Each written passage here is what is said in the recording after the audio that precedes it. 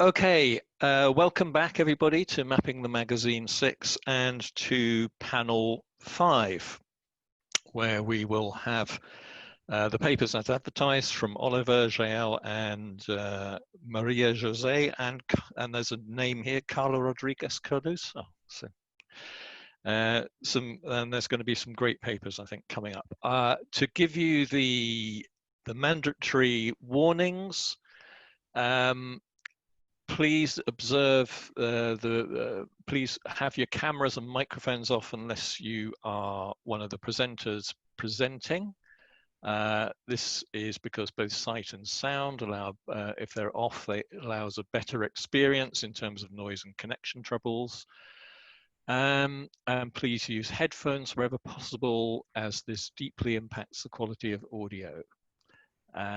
Time management, presenters have 20 minutes, and I will try and remember to reset my timer between papers and remind people when they're getting close to their time limit. And if everybody sticks to the 20 minutes, that gives us enough time to have a good discussion from the comments afterwards. If you want to make a comment or ask a question, please use the chat on the sidebar, and at the end of the session I will round up the questions and put them to the presenters. We are recording this session, and unless anybody objects, the recording will be made available online. Please do not make your own recording unless you're recording your own presentation.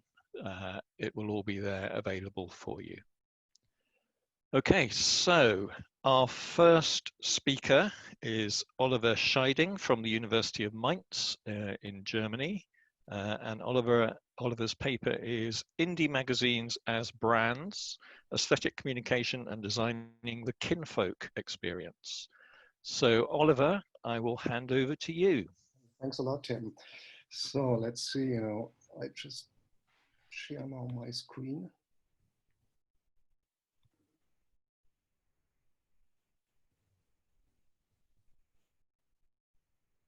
So I hope you can see it now. Let's see. I have to use this one. So hello to everyone. Can everyone hear me? Also see the PowerPoint presentation? Okay, so very briefly, where does my research, where's it coming from? So let's see, I have to move here. Okay, so my research on independent magazine is closely related to a research group that we have established a couple of years ago in Mainz, which is called Transnational Periodical Cultures. I have given you the link, so if you're interested in our activities, so please follow this link. Otherwise, we have also launched a series with Brill entitled Studies in Periodical Cultures, and the first 2 volumes will come out next year. This is a series entirely dedicated to periodical studies and to periodical cultures. I myself, I'm not with the School of Journalism, so I'm a literary scholar, and so my paper will also, let me say, deal with a few other items which we have discussed so far, but I think it will probably fit into our discussion. So let me begin now. Let's see, does it work? This paper focuses on the so-called Bible of Slow Lifestyle magazines. Since its launch in 2011, the independent magazine Kinfolk has turned into one of the most influential and omnipresent periodical in the 2010s.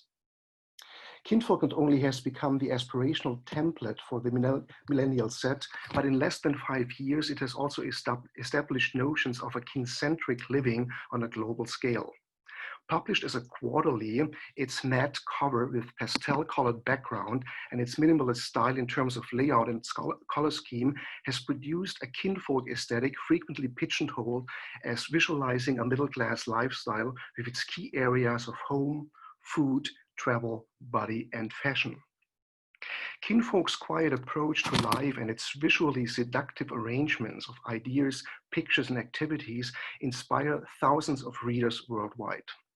Hatched as a local indie magazine in Oregon and moving its headquarters to Copenhagen, Kinfolk has expanded into European, Asian, and Russian editions.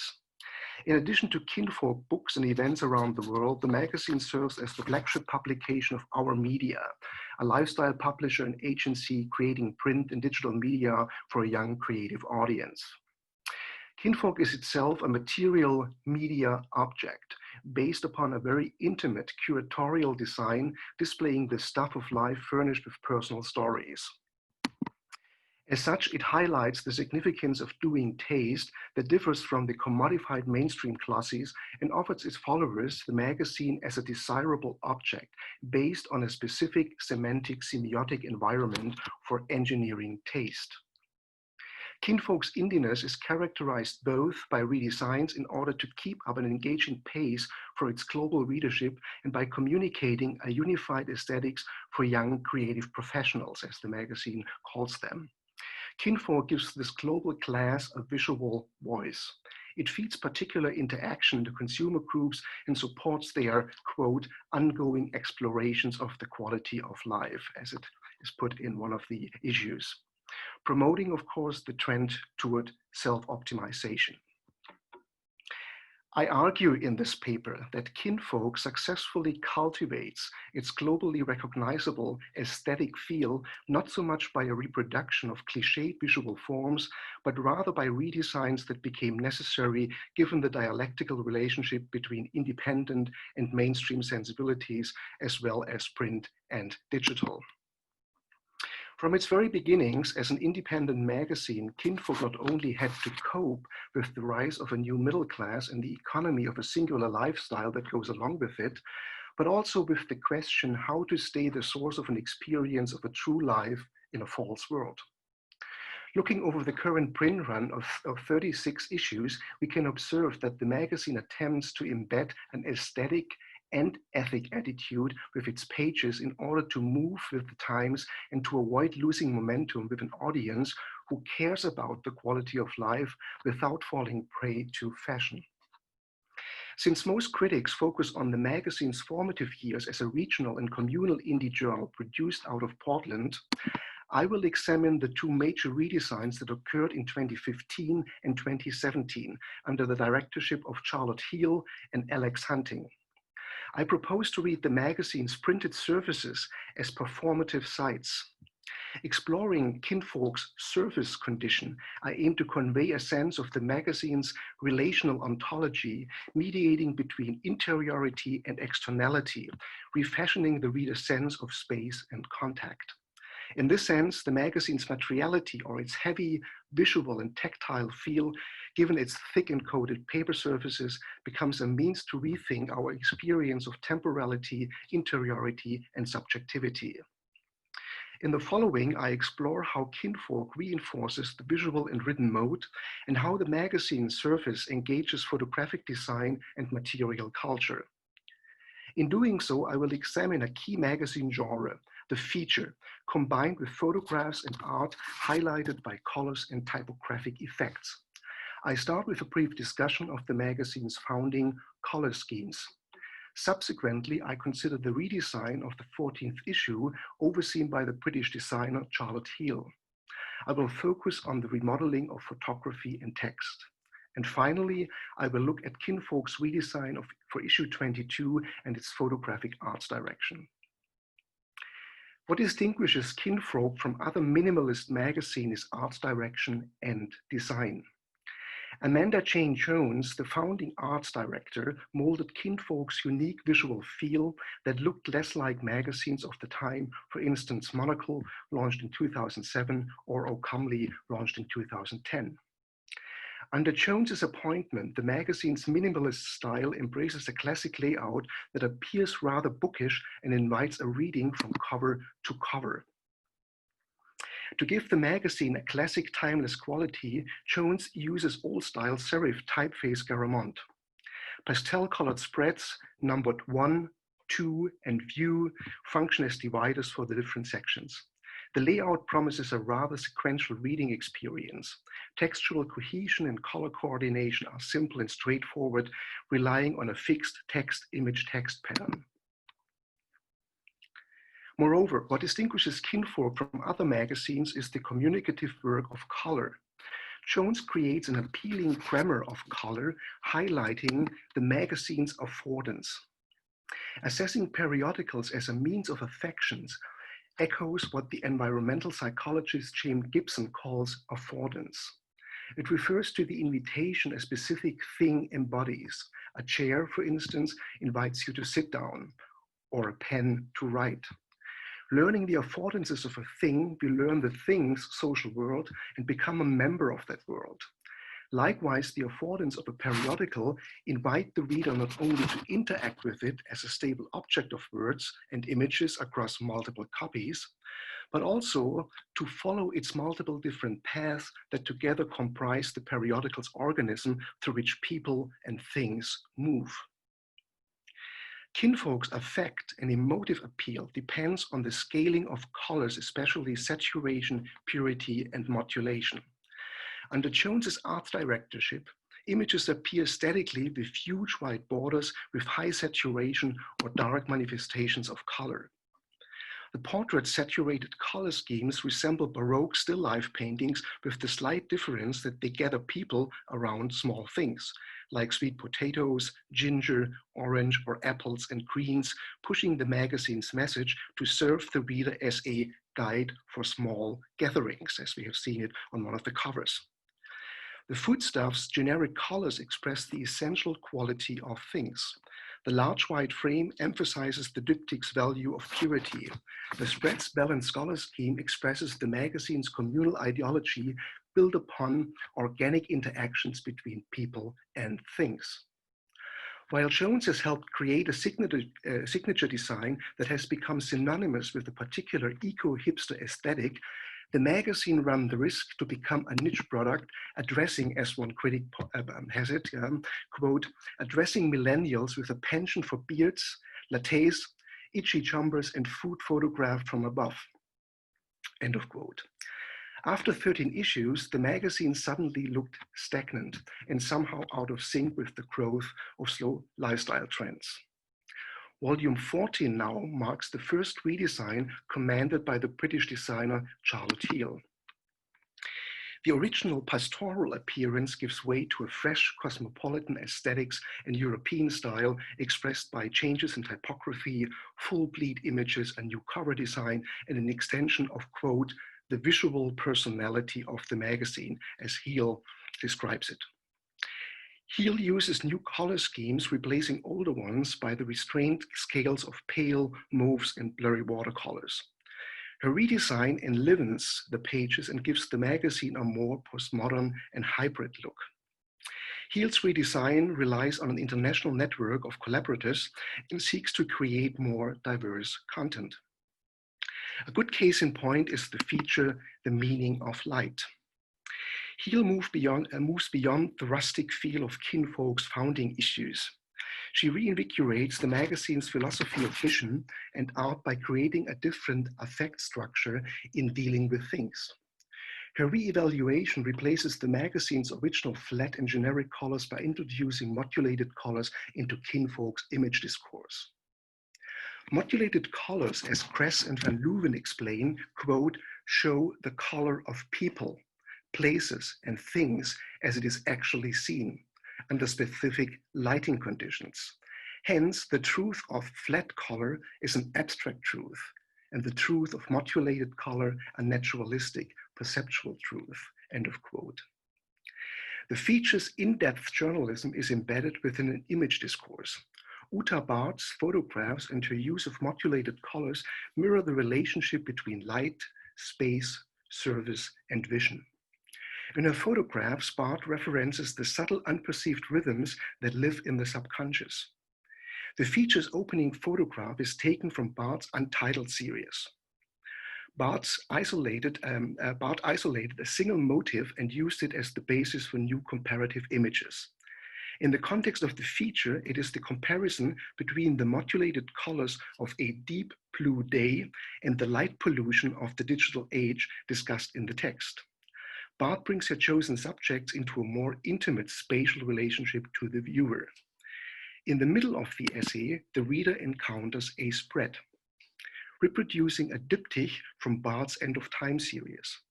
The still life shows the artist's living room with sofa and the window's shadow. The image arrangement and color scheme explore light and nature of the vision. The diptych captures the natural sheens, glares, and shadows that travel daily through our everyday habitats.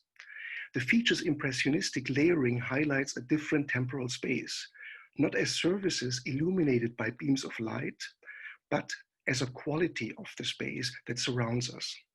Heal's creative vision both refines kinfolk's visual personality and endangers it.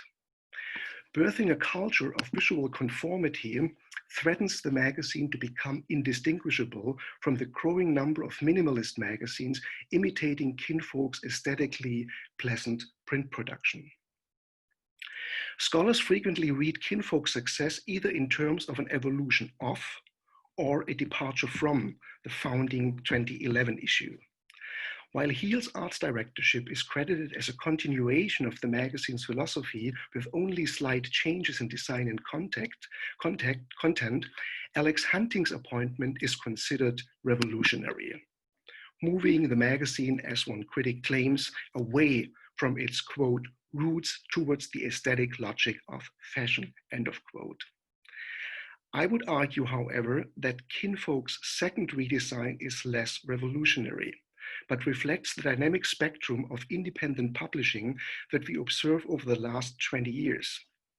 Indie magazines like the British Dazed and Confused or Kinfolk have reached an increased market value and thus come close to a, quote, categorical tipping point between the indie magazine and the magazine of mainstream, end of quote. This quote is, by the way, from Megan Le Massurier's article on the rejuvenation of print, in which she talks about independent magazines.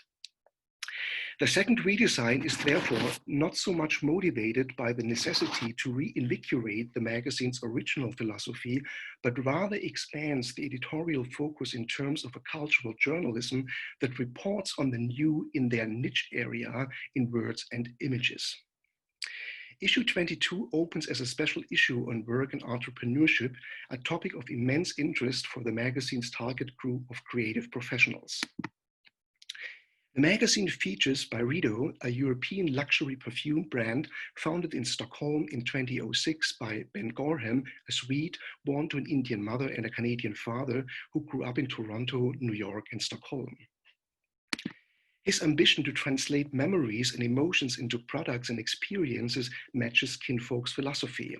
With his lumberjack shirts, tattoos, denims, and trainers, he looks like the antithesis to the image of a perfumer. In this sense, Gorham matches both the magazine's original kinfolk type and its avant-garde taste. The entrepreneurial feature functions as a kind of native reporting, talking to participants in a cultural community of like-minded creative professionals. Norwegian photographer Lasse Fløt's old-school black and white photography frames the Rex to Riches story. The full bleed images on the succeeding pages give the entire piece a classic touch, ennobling Gorham's singular lifestyle and way to wealth. The larger print size and the coated paper accentuate the photograph's attention to detail. The feature conveys the atmosphere of classical portrait sittings with a clean focus and total, almost reverent devotion to the subject. In this sense, the magazine returns to its kinfolkish roots, using the technological alchemy of print to create a special sense of closeness and shared perceptions for this decade's new urban middle class. To conclude, the kinfolk experience is certainly more than healthy breakfast and latte. It rather illustrates today's predominant aspirational lifestyle that doubles back into the magazine's pages. In the age of swipeable screens, memes, and selfies, the magazine's print aesthetics offers a different global landscape. Kinfolk curates a lifestyle that pretends to rescue the world from the ills of capitalism.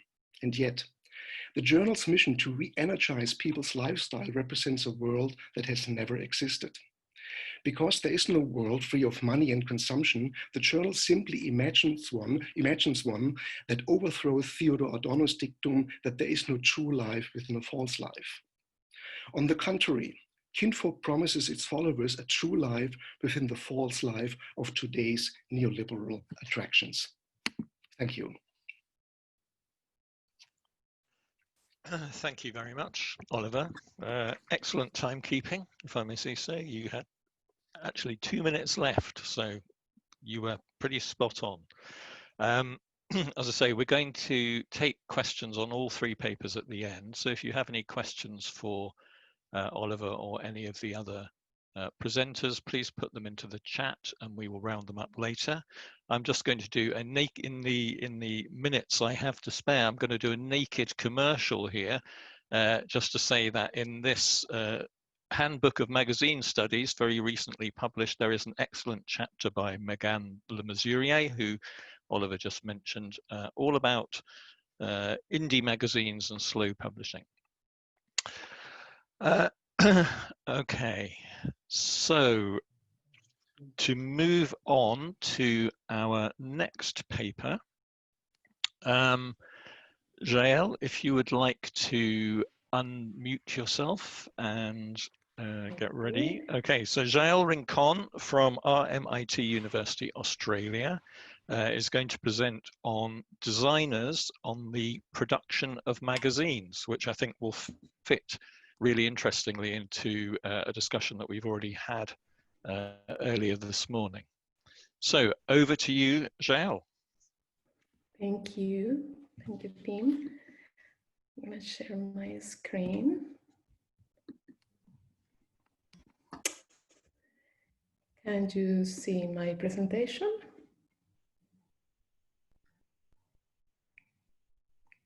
Is that a yes? Yes. Thank you.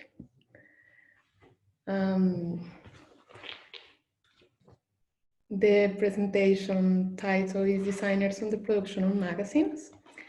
I am a PhD candidate in the School of Design at RMIT University, as Tim said.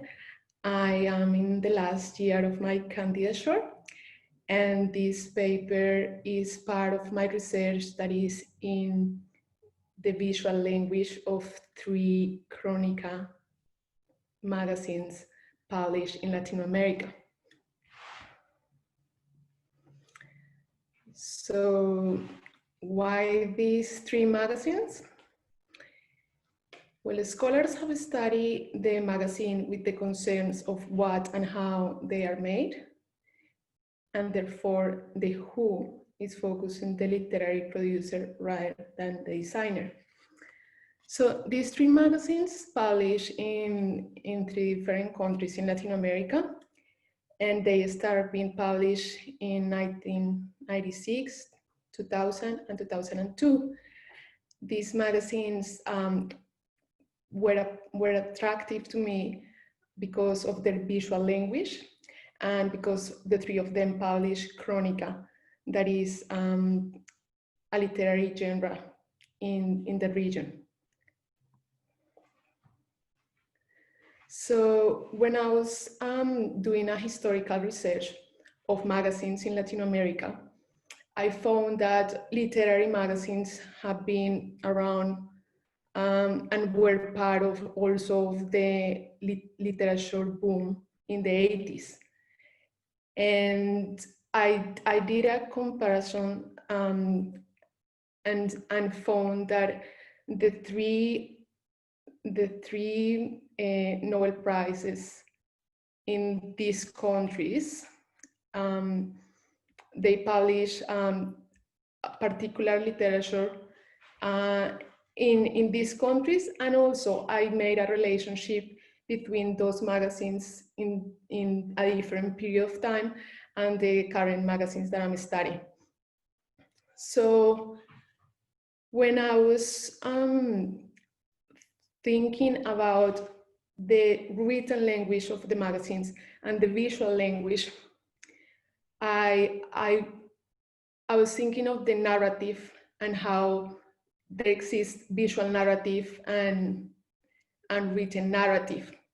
So for this research and for this paper, I interviewed the art directors, the editors, the founders, and the graphic designers that work in the magazines.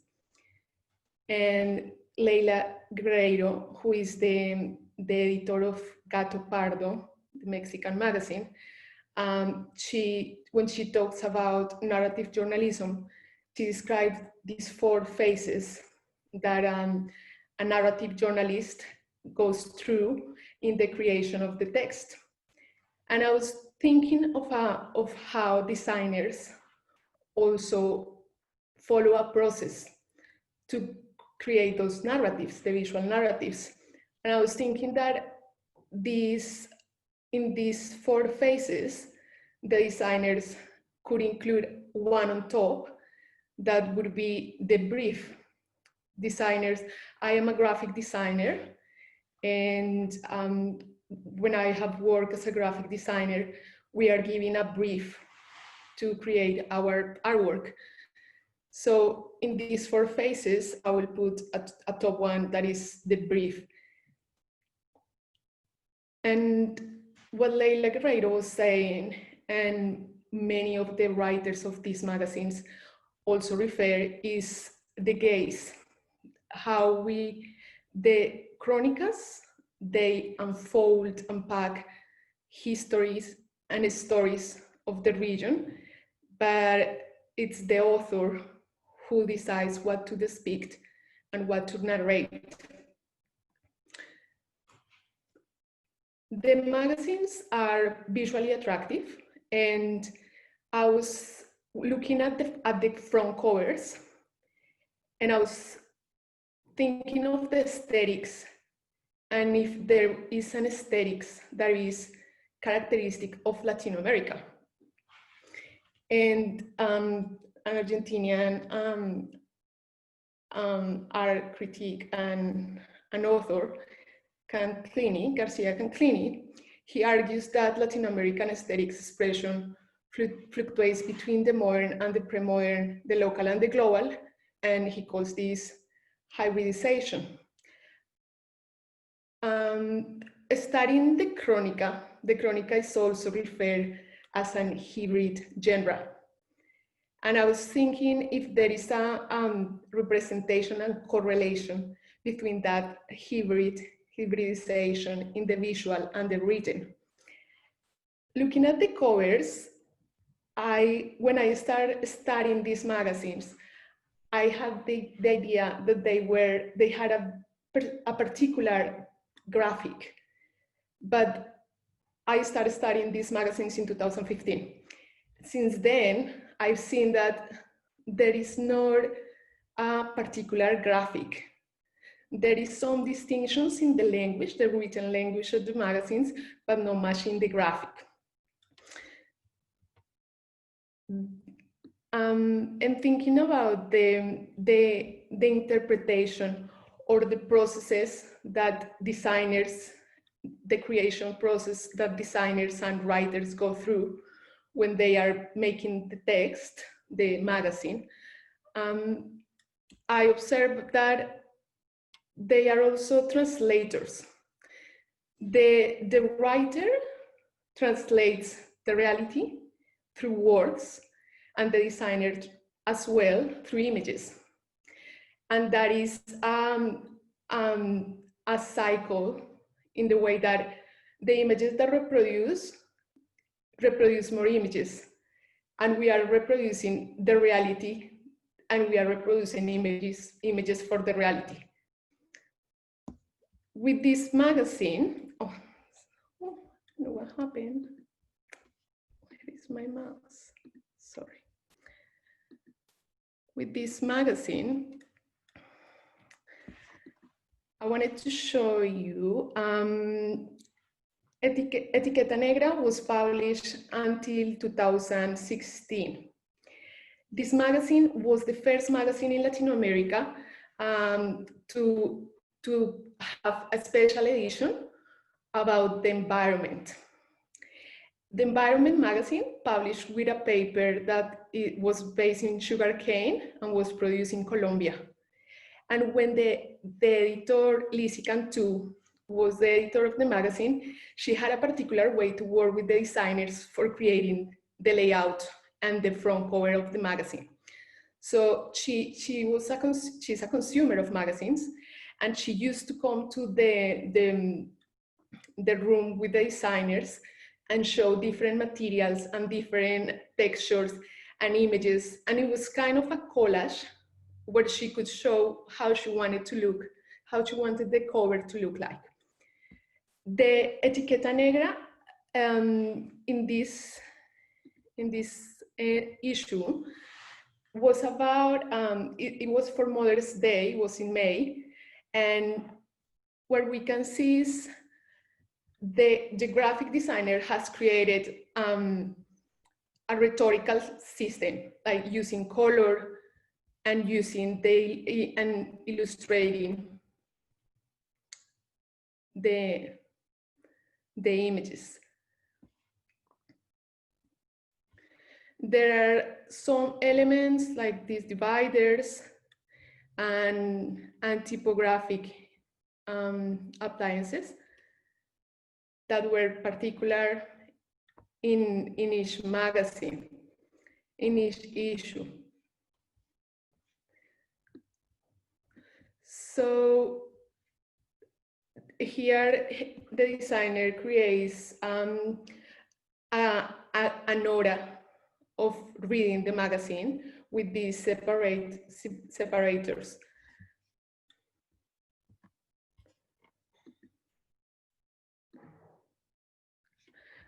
The magazines also use design elements to construct the visual narrative. So those visual elements in this issue are color. So all the images are treated the same. And also they create a layout where all the images combine to create that balance and that space on the page. The art director of El Malpensante, this magazine, he is a typographer, and this magazine issue is a new issue. So he described it as starting from scratch every time that they're gonna create a new issue.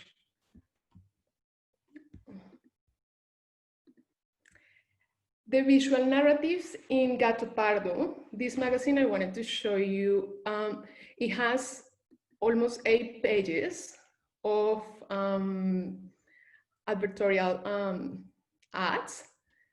And this magazine is part of a big publishing group called it's called Travesias, and they have a different business model, they have a portfolio, and this magazine, it's a very thick magazine, and they self-promote their products, as we see here, the club.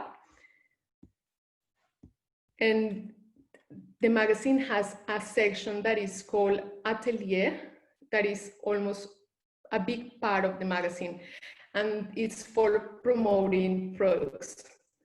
Where Milena was discussing yesterday about the commodities, this magazine, most of the sections of the magazine are promoting different products.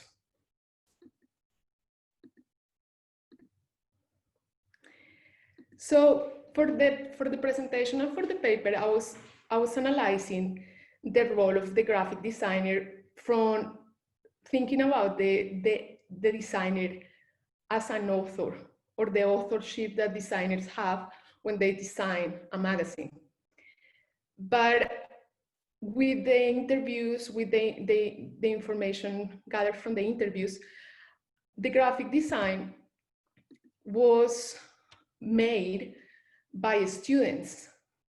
Exceptionally in the magazine Gato Pardo, where the art director, the photographers were professionals, Etiqueta Negra and El Malpensante, the designers were students from some universities that teach design, graphic design, and all the design decisions were taken by the editor. They have this section at the end of the magazine that was to promote the students' work. So it's called portfolio, and sometimes it's also a section that the editor contacted famous photographers and just invited them to publish in this magazine because they didn't have the budget to pay for professional photographers. So thinking about the designer as an author also came to think the designer as a producer. And the idea of the producer, it's because the designer needs to be an expert in the technical stuff, the aesthetics stuff, and also he or she needs to understand the social relationships, the social culture. So, excuse my French, the author is this idea of the author or the director of the magazine, of the film, that knows and is an expert in different areas, and he or she can have control of the meaning of the images that they produce. So thinking about who is the author and who is the designer, and the designer as the producer, designers are intellectuals and they are material workers. So they need to be able to consider ethical, social, political, and cultural implications of their activity.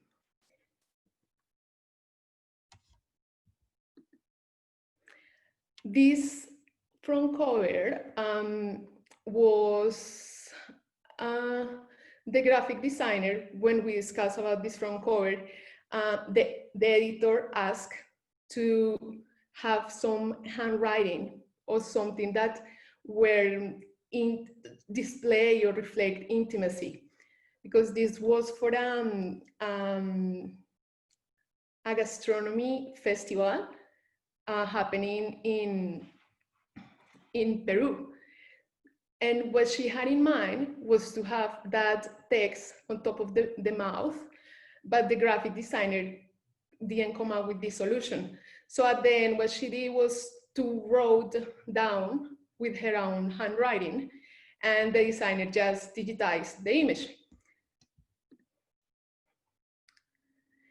And in that case, and through the interviews and the analysis of the data from the interviews, what I've seen is that designers are not empowered to create, to propose, but the editors play the role of the author and the authority. And well, that's an interesting finding. So, and also thinking about that, one could think about the education of the graphic designer. And I've been reflecting that I studied graphic design in Colombia. When I was a student, I was studying humanities and different humanity courses, as well as the technical classes. And well, I think it's important that designers are socially engaged, and they understand the responsibility of the work that they do, that is creating meaning through design and through images. So lastly, I want to talk about the network. These are the creators of these magazines that I interview. And when I was analyzing the findings or the interview data, I found some interesting things, but I will just gonna touch in two. there are not many female writers, editors, or designers working on magazine design or on magazines in Latin America. And I think that it will, who knows if it will change or not, but also looking at the magazine as a system and connecting those nodes of people, actors that make the magazines, allow me to see those things that although the magazines are produced in those countries, they don't reflect the local values, and they are not inclusive. So lastly, I'm just gonna talk about the current transition to digital that I saw in Gato Pardo. As I said, Etiqueta Negra stopped publishing, but in El Malpensante and Gato Pardo, they are, with this situation, with the COVID situation, I think they are not going to keep printing, but they're gonna go digital. So the digital design is also different, because on the print version of Gato Pardo, we don't see colors as we see here. So the design is also changing. And thank you, Tim, for reminding me that I have 1 minute. So I'm just gonna conclude that I think that will be useful to think the magazine as a system, and also to use system theory to propose different ways to make magazines. So this is a digital Chronica magazine, which I think is doing something fantastic, that is making content accessible, so it's more inclusive, interactive, multimodal, because the stories are now narrated, and also in collaboration. So they have the writers and the illustrators. And the last,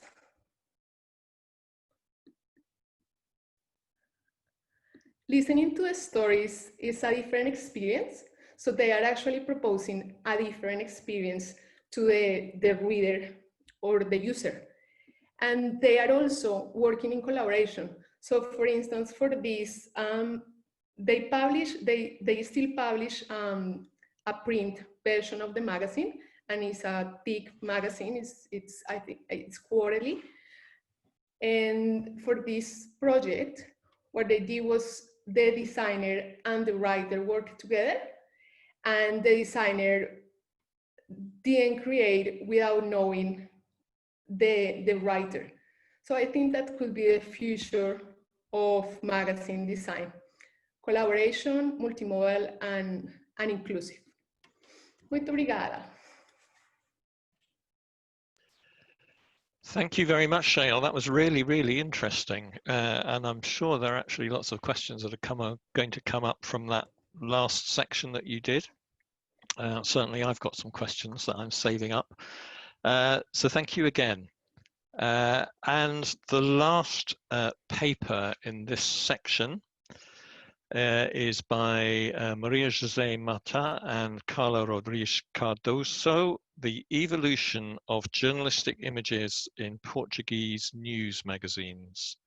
I'm not sure if you're doing this separately or together, but Maria is clearly ready to go. So I will hand over to you, Maria. Okay, I'm just starting to share my screen.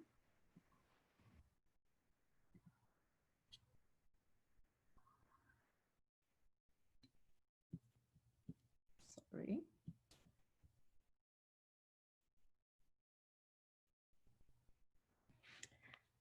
Well,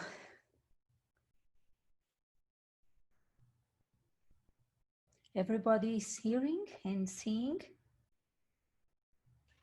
Yes, certainly I can. Okay. Well, good morning.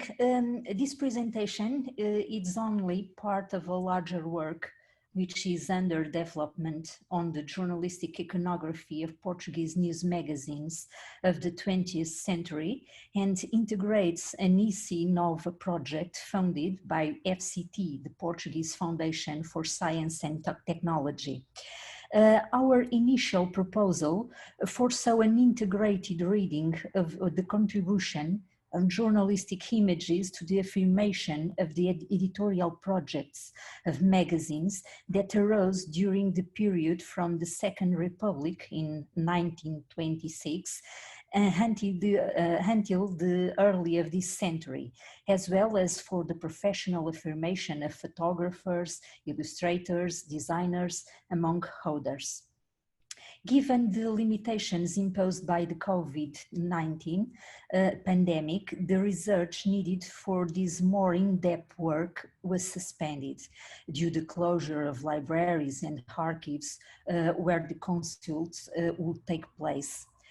Thus, what we are going to present are just some trends of the use of images in Portuguese information news magazines throughout the 20th century, based on some examples of magazines that were spread in different periods.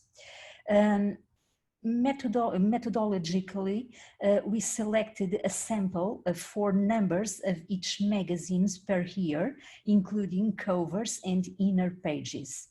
The exception was a news magazine called Visão, which, due to the limitations mentioned, will only have covers for consult. So the magazines are, first of all, ABC. Well, ABC was a magazine published between 1920 and 1932, and it was an illustrated weekly magazine whose collaborators were artists who were part of the first of 2 generations of Portuguese modernists and were authors of some of its covers. And we can see here an example of this kind of covers. This magazine uses photography profusely, giving it a relevant role in the narrative of the events. There is already an ingrained concept of photo reportage visible on the example of the coverage of the coup d'etat of May of 28 in 1926, which instituted the military dictatorships as well as the following rebellions and counter-rebellions. There are images that show large crowds, and we can see that here, large crowds and political figures, movementations in the field of the confronts, and the moments that precede or follow the confrontations. You can see that.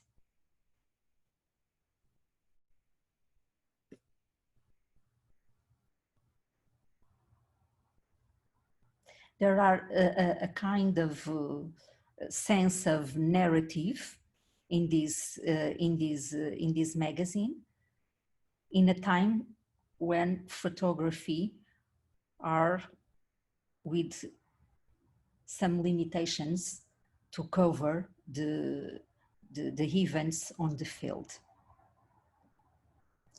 Well, another magazine is Flama. Flama is a magazine that first emerged as an illustrated newspaper of current events in 1937. It was only 8 pages long and was printed entirely in a black and white. In 1944, it became the weekly news magazine with a magazine format. It now has 16 pages printed in 2 towns, and it ended in the 1976, already after the April Revolution, which established a democratic regime in Portugal. Flama pioneered the language of modern photojournalism. He made a notable bet on photo reportage which has been present in this magazine since the third number.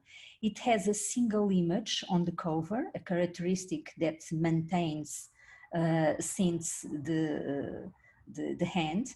And in the first years, the images appear integrated in columns. You can see that, integrated in columns without major editing.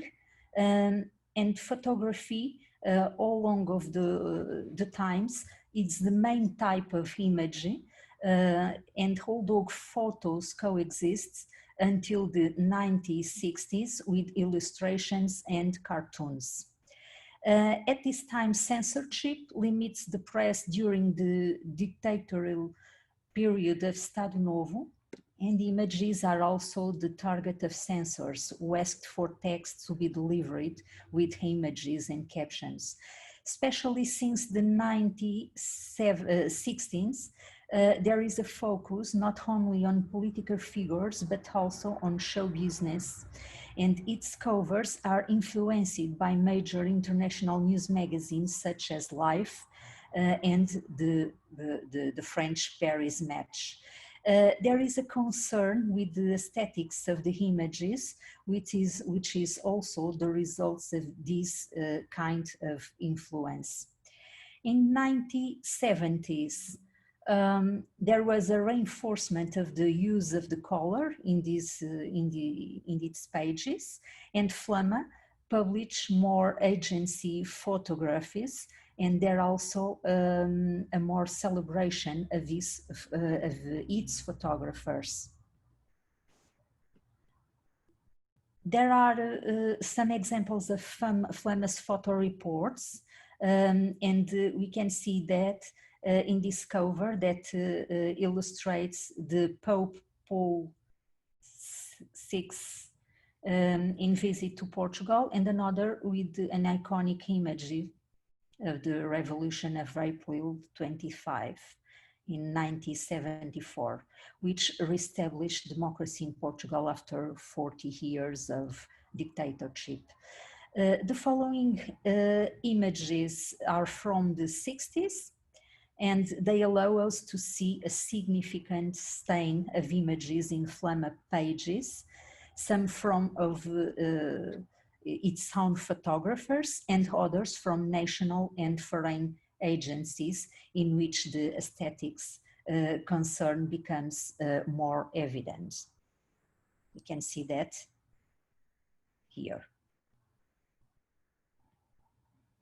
And now o Século Ilustrado. O Século Ilustrado, it's a magazine launched in first as an illustrated supplement of the newspaper O Século, but had a cover price and could be purchased separately. It was being published from 1933 to 1989. When it appears, bet heavily on photo reportage. The covers are striking, and in the 1960s it played an important role in graphic innovation with striking covers, and sometimes they publish major reports of foreign events such as Vietnam Wars and another kind of subjects. And now to speak about Visão, Carla will talk about that. Thank you. Thank you, Maria José. Can you help me and stay with the PowerPoint for not being necessary to change, please? Mm-hmm. Yes. Okay, thank you very much. About Visão, we have already heard. We already have a paper in the other panel about Visão from Carla Batista and Teresa. It was launched on March 25, 1993, and is the first long-lasting news magazine success. Before that, there were a lot of news magazines that live and die. Some of them quite briefly. This is the cover of the first.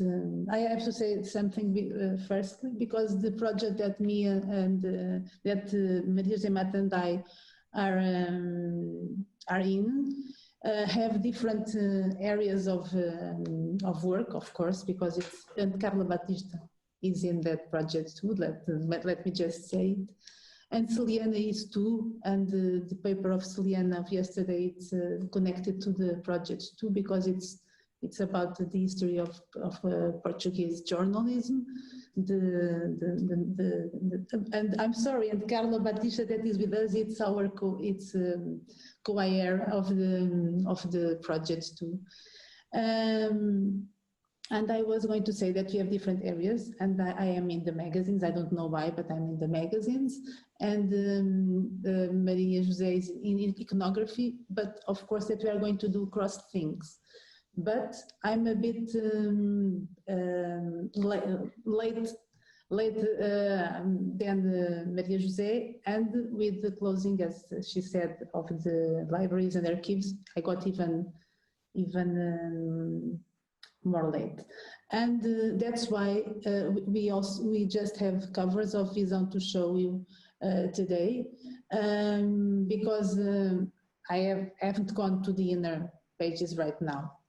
So I was saying that this is the first cover, the #1 cover. They did some rehearsals before. They even had the 4 different zero numbers. For instance, there was one that had a close-up, almost a big close-up on the cover.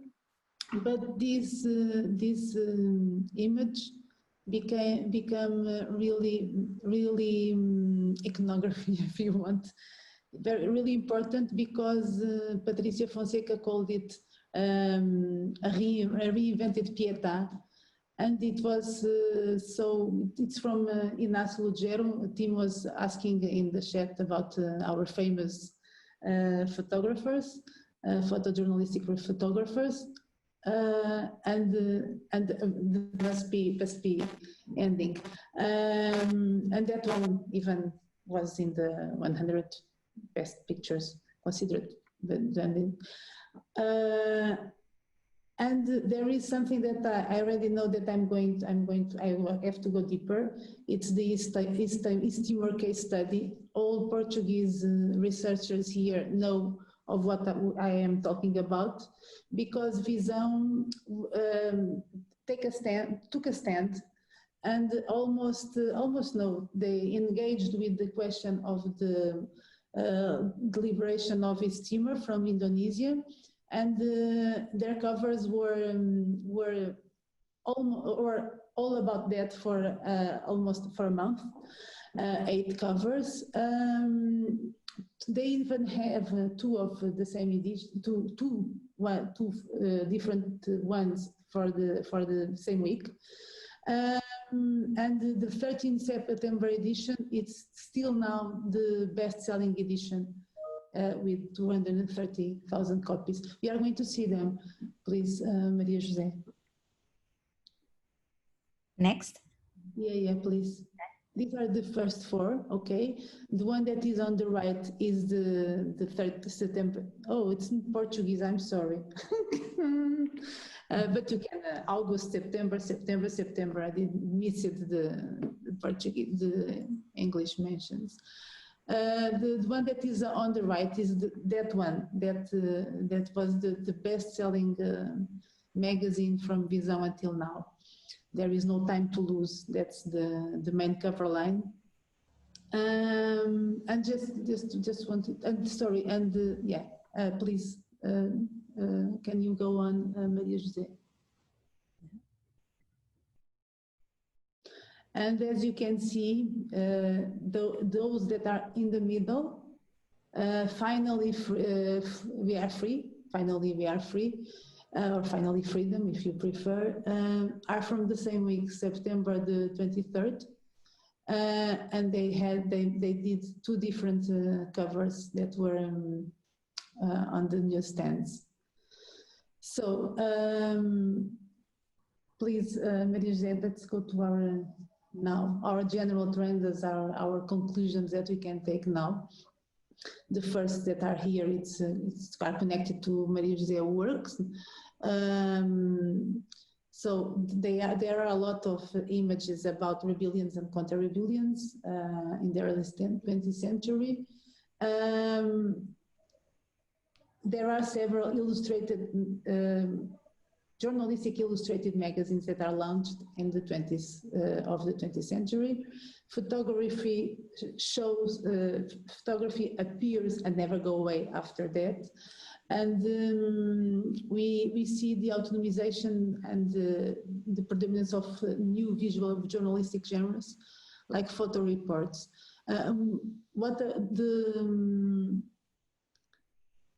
Here, Tim, here you have some names, some other names of photographers that became established. And this last thing, predominance of distant shots, focusing on actions. We can see that there is a difference with the Visão, that is the most recent one and still on sale of them, because the images became even near people, you know, and they start to connect even more because they approach the problems in a deeper way that the photojournalistic works did it before. Okay, we can see it. You can see the details like we saw on the first cover and on these steamer covers. Maria José. And that's all? Yeah. So thank you. I thought you were going to say thank you before me. Thank you very much. Okay, well, thank you again, both very much. You came in under time, which is great because it allows us lots of time to consider the questions that have come up. So if I can ask, Oliver and Jael to come back in, and we can start to go through some of these questions. So I put some questions in, but I'm going to relegate my questions, obviously, and since I'm not going to assume priority, chair's priority. So there's a question for Oliver from Teresa. Question and comment. What a lovely magazine, talking about kinfolk and wonderful photos. Visual elements are key to magazines. Oliver, can you say a little more about the role of images, presumably in kinfolk and maybe in other indie mags as well? Yeah, this ties also into, let me say, the second presentation when she was talking about, let me say, multimodality, let me say, and this kind of, let me say, visual outlook of an indie magazine. First of all, in kinfolk, I would say the entire magazine is built, let me say, on, let me say, classical forms of, let me say, journalism on the one hand, but also concept-driven visual stories.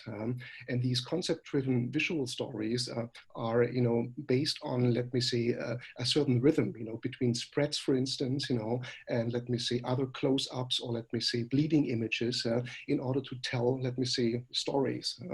And so in a way, visual storytelling is a very important element, I would say, in magazines, independent magazines. For instance, we were talking so much about news magazines. For instance, this is Reason, Weapons of Reason. This is an independent news magazine. And what it does, so for instance, it combines text, journalism, plus let me say, infographics and visual storytelling to a great extent. And if you open up the magazine, this is a magazine to turn knowledge into action. And this is actually what many of these, let me say, magazines do in a way, that they combine text and image in order to evoke certain, let me say, either a rethinking or let me say what is called here, let me say, this is about unfair share, this issue here of reason of weapons, and it deals, let me say, with the asymmetrical relationships, let me say, between, let me say, first world countries and third world countries, and makes you rethink. and you reconsider, let me say, certain positions. This, for instance, is another one, a climate magazine, which is called It's Freezing in LA. And It's Freezing in LA actually is based on a saying. It's on the back page of the, or let me say, the back cover of the magazine, which is a quotation that comes from Donald Trump. And Donald Trump pointed out, ice storms roll from Texas to Tennessee. I'm in Los Angeles and it's freezing. Global warming is a total and very expensive hoax. So again, you know, this is another way, let me see, of, retelling a particular, let me see, political attitude. And what they do, for instance, this is, so to speak, a retelling in visual terms of the Hurricane Dorian, which was actually misread and misinterpreted by the Trump administration and created lots of victims. So you see, this is also a way, you know, how independent magazines combine, let me say, image and text in order to come across with a very particular message.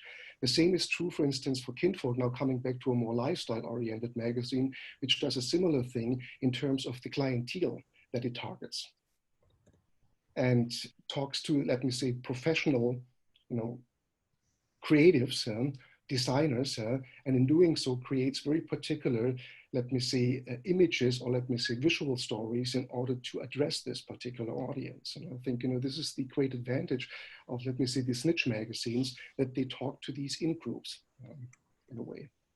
Yeah. Okay. Jael, yeah, I think you touched on some aspects of using images there. Can you add to our understanding of their importance and in the way that they're used? Yeah, as I see images different to language, images they work with our perception, like how we perceive images. And we know that we are affected by colors, we are affected by some areas, like looking at the Gestalt theory, for instance, like design has informed how we could use graphic or visuals to persuade. So it's also a rhetorical purpose of images. And thinking about what Oliver is saying, I think the independent magazines, the graphic design is political, because can be more political, while commercial magazines are restricted. And in my presentation, I was touching that point, that designers that work for commercial magazines, they don't have that freedom to actually communicate visually and tell stories visually. So yeah, I think visual communication has a potential, and we are seeing it now with the last sample that I showed, that website that it's not just using images and text, but also sound and infographics. So I think it's a potential to explore different sources that produce us experiences. Because after all, what we do when we read a magazine is experiencing. And thinking about the print and the digital, I guess with the digital, we are not losing that experience. I think we are gaining something else. Although I am a fan of print magazine because I like the paper. As a designer, I find fascinating the use of different papers on the magazine. And with these magazines, they use different papers for different purposes. So for the magazine that it was about the environmental issues in Peru, they printed on a paper that was according to the purpose of the magazine, that's the environment, being responsible. And the magazine Gato Pardo uses also different papers for different purposes. When they publish about traveling, they use a matte paper, but when it's about ads and watches and cars, they use different finish as well. So they use ink that is UV ink and a more shiny paper. So I think it's a different experience, but yeah, both are doing it, print and digital magazines. Okay, thanks. I think there's some things you raised there that we can come back to, Zhao, but just thinking about the role of images, I don't know if Maria or Carla want to add anything to that?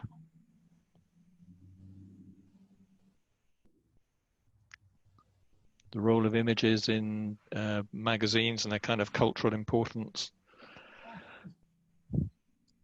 Well, images were very important for the development of the magazines in Portugal. First of all, in the illustrated news magazines, but in general news magazines, images are fundamental to testify the events, and they are very important in some periods of our journalism. During Estado Novo, during the period of dictatorship, there were not freedom to take photos about anything, and there was many images of the political affairs and political acts, and not more images about what is the life of the people, what is the country at that time, because censorship does not allow that kind of images in print, but in press. But there are focus of resistance, and sometimes we can see very interesting works in photojournalism inspired by the trends of international news magazines, and most part of this kind of works sometimes are not very spread, but there are some influences that we can perceive in some of the works. At this time of our research, we can see some trends, but just some trends.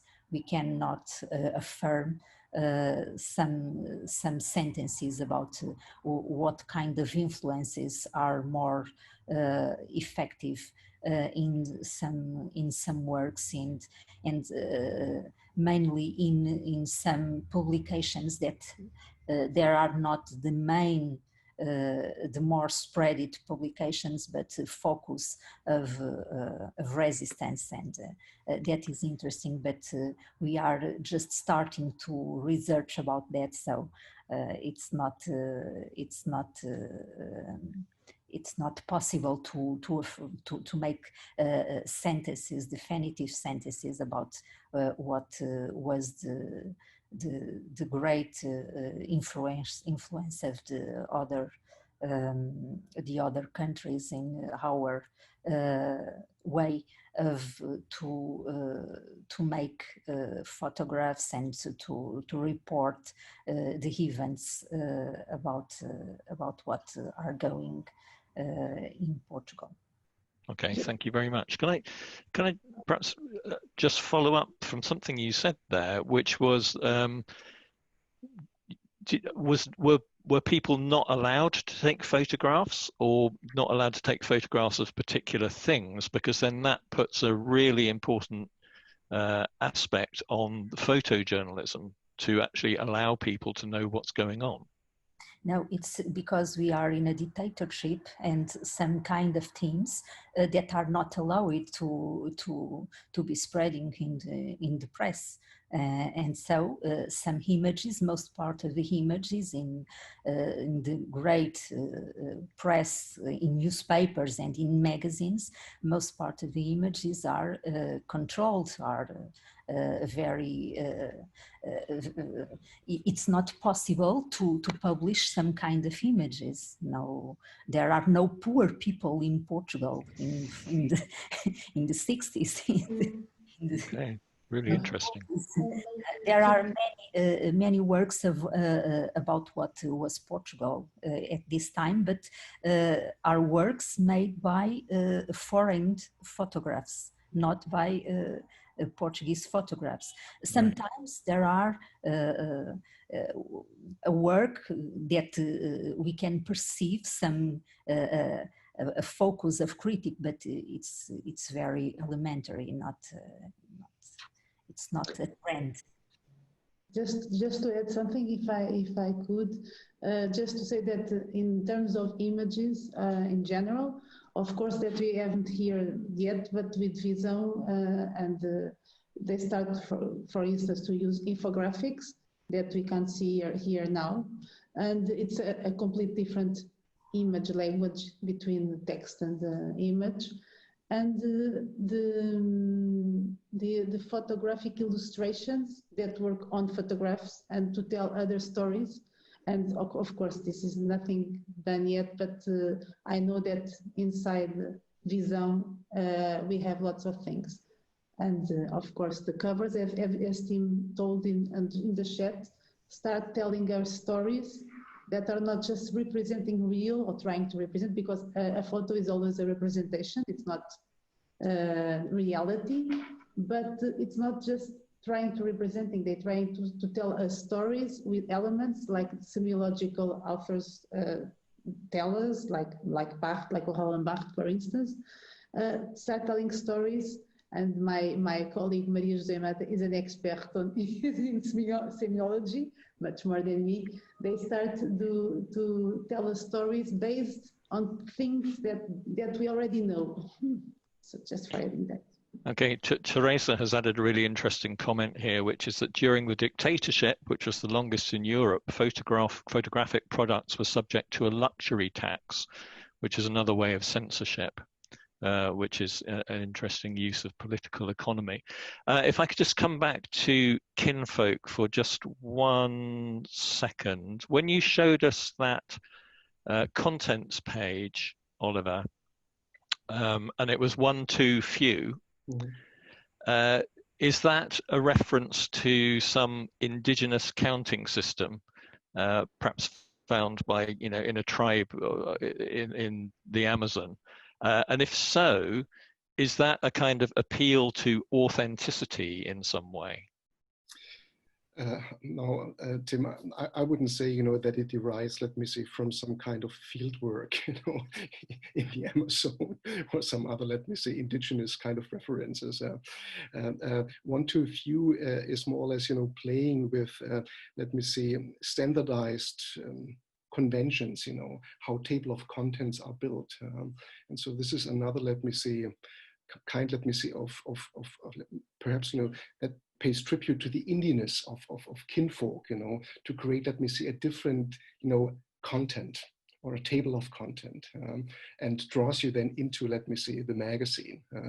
And the most important thing is, of course, that it wants to gather, people, that you sit around the table, this is the ideology of this, let me say, magazine, the philosophy of this magazine, and then you share either food or, let me say, stories, images, whatever.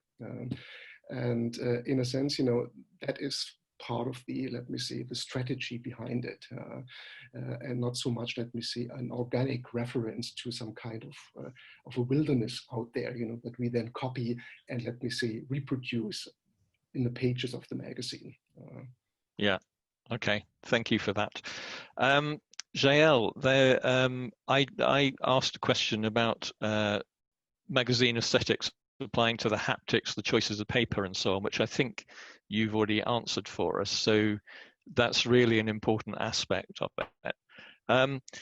There's a question from Philomena, which is kind of a comment, but it's also an interesting question because it refers to something that I'm not sure what it means. So it's very interesting to hear about Cronica here, because it's also an important genre for Portuguese and Brazilian. And it's like the magazines, we find Cronica everywhere, but they are understudied. I'm not sure what that means. What is a Cronica?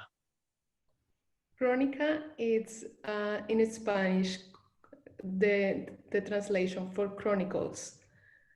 So it's the narrative that chronicles do, but in Latin America, chronica is distinctive genre. So it's related to literary journalism, but it has different characteristics that are from the literature roots from Latin America. So it's long form journalism, and it's also a slow journalism. And in Latin America, they have created a big network around Crónica. So la Fundación Gabriel García Márquez in Cartagena is one of the promoters of Crónica and Cronistas, that are the writers that write this genre. And there are many awards for journalists that write chronicas. So it's chronicas where the writing that when Spain conquered Latin America, that was the communication that the Spaniards wrote back to Spain, just the description of the new world. So the word comes from there, that were the chronicas. But in Latin America, we call it journalistic chronica, because our journalists who are creating those narratives and those stories that are from the region and have that distinction and that particular storytelling elements. Okay, that's really fascinating. Thank you. And I think this is one of the great things about Mapping the Magazine and its international delegates is we're learning things all the time. So thank you very much to you and to Philomena for posing the question. Joy Jenkins has asked, well, she says the digital edition that you showed us is fascinating. Is the content available to subscribers only, or is it widely available? It's broadly available. And I was looking at an article at the New York Times yesterday, and they started narrating their stories as well. So I think it's a trend at the moment. And I find it fascinating because in Latin America, and particularly in Colombia, because I understand and I'm from there, and the orality, the oral narration is so important. And that comes from the indigenous. It's how the knowledge was passed. So for me, when I found this website, I was just captured, because I just started listening to one story and then the next story. And it's fascinating because it actually creates a whole world. And it's different to the New Yorker. The New Yorker sounds more like someone just reading without interpreting the tone of the text. But with the magazine that I display at the last part of my presentation, it's the language and the tone, the atmosphere. It's wonderful. That's good. Do you think there's any connection there between that kind of narrative, vocal oral narrative, and the rise in interest in podcasts? It seems to me that kind of speech is having a moment in journalism and in narrative, and in particular forms of journalism, which kind of have a lot of similarities, I think, with indie magazines and specialist magazines. Yeah, I think that's related to what the keynote speaker was discussing yesterday, that it's giving those narrations and those stories through different platforms. So I think that the rise of podcast and now these different ways to tell stories for those magazines are part of a transition of delivering content through different platforms. But I think I listen to podcasts and I find that it also has to do with the movement like what you can be doing when you are listening to a podcast. So it's displacing us and allowing us to be connected. So yeah, that's interesting. Yeah. Okay. Oliver, has Kinfolk experimented with podcasts at all? Not with podcasts, but I would like to add to what Joelle has just pointed out. There is a, perhaps, some of you may know the California Sundance magazine, which is also a news magazine. But, a part of it, has turned into what is called pop-up magazines. And these pop-up magazines are huge events. Of course, in Corona times, of course, you cannot longer, let me say, invite people to these events. But formerly, these were really huge events. Thousands of people came there, and for an evening, for instance, magazine producers then, let me say, told stories. Not only stories, but also music and performance, all combined, let me say, in this very hybrid kind of, let me say, event.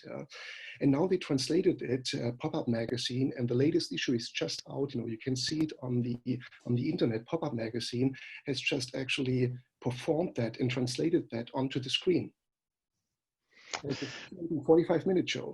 Wow, there's going to be a whole lot more for us scholars and researchers to try and capture, isn't there, in coming years? Sorry to move on, but Carla has actually asked a question of Joelle. If you had to choose just one thing, what is the main aspect that print magazines lose when they go digital? I think for me, it's the materiality, and also the temporality. When I read some magazines online, but it's hard to come back to the magazine if I don't finish reading what I'm reading. While with this printed, it's the relationship with the object, it's different. So I think that is what we lose with digital magazines, that intimacy with an object. Yeah, no, I agree, although I don't know which way the future is going. Sorry, Carla and Maria, I've kind of left you not very much time to discuss, but there weren't so many questions, but there was an interesting thread going on in the chat about when photographers became credited with their own work, or when they became recognized as auteurs, or creators, or formally named like journalists are.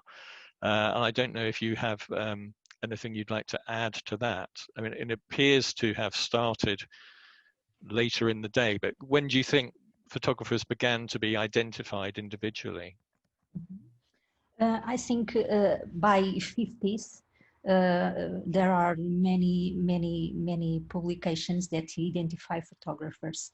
It's curious because in the early of the century, most part of the illustrators, the artists that collaborate with magazines and with newspapers are identified. When we see a design or illustration, we can see who was the author. In the case of photographers, it's not it's not possible. But by the 50s, they became to be known. I can add that in the news magazines, of course, that's what I've been looking.